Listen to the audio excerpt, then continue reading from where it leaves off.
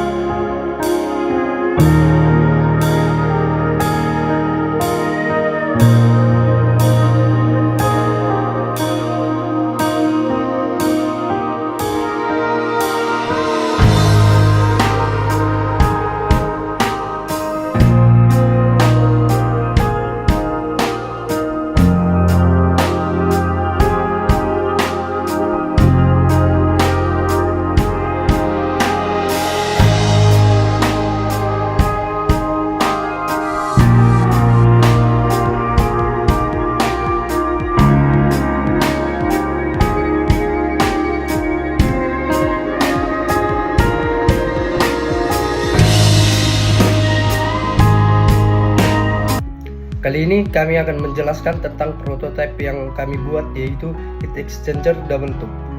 Pernahkah teman-teman sekalian tahu bagaimana dunia industri modern dapat berjalan tanpa sistem perpindahan panas yang efisien? Pabrik kimia, pembangkit listrik, bahkan pendingin di rumah Anda semuanya bergantung pada teknologi penukar panas.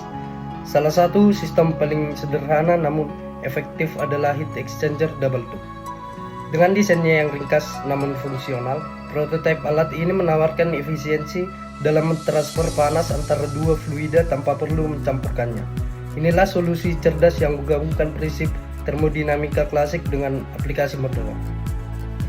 Heat exchanger merupakan komponen yang sangat penting dan kritis dalam berbagai sektor industri seperti kimia, pembangkit listrik, serta sistem pemanas, ventilasi, dan pendingin udara. Fungsinya adalah untuk mentransfer energi termal dari satu fluida ke fluida lainnya secara efisien, sehingga proses industri dapat berjalan optimal dan hemat energi. Pemilihan jenis heat exchanger yang tepat sangat menentukan keberhasilan operasi, baik dari segi performa maupun keamanan. Salah satu jenis heat exchanger yang banyak digunakan adalah double tube heat exchanger, yang memiliki konstruksi sederhana berupa dua pipa konsentris, yaitu satu pipa berada dalam pipa lainnya.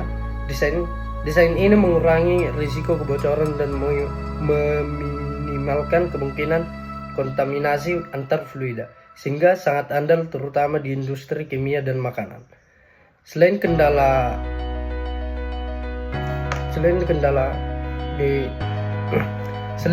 DTHE juga sangat fleksibel dan mudah dimodifikasi sesuai kebutuhan proses.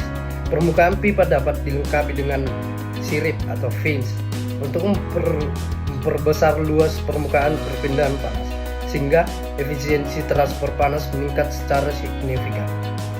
Penggunaan nanofluida sebagai media perpindahan panas juga dapat diterapkan pada DTHE untuk meningkatkan konduktivitas termal dan performa heat exchanger secara keseluruhan.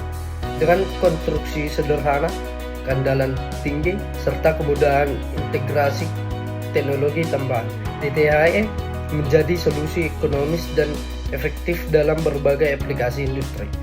Penggunaan DTHE tidak hanya meningkatkan efisiensi energi, tetapi juga mendukung keselamatan operasional dan mengurangi biaya pemeliharaan jangka panjang. Tantangan utama dalam penggunaan double tube heat exchanger atau DTHE meliputi penurunan efisiensi perpindahan panas akibat resistansi termal antar pipa yang disebabkan oleh lapisan fluida dan material pipa yang menghambat aliran panas dari fluida panas ke fluida dingin.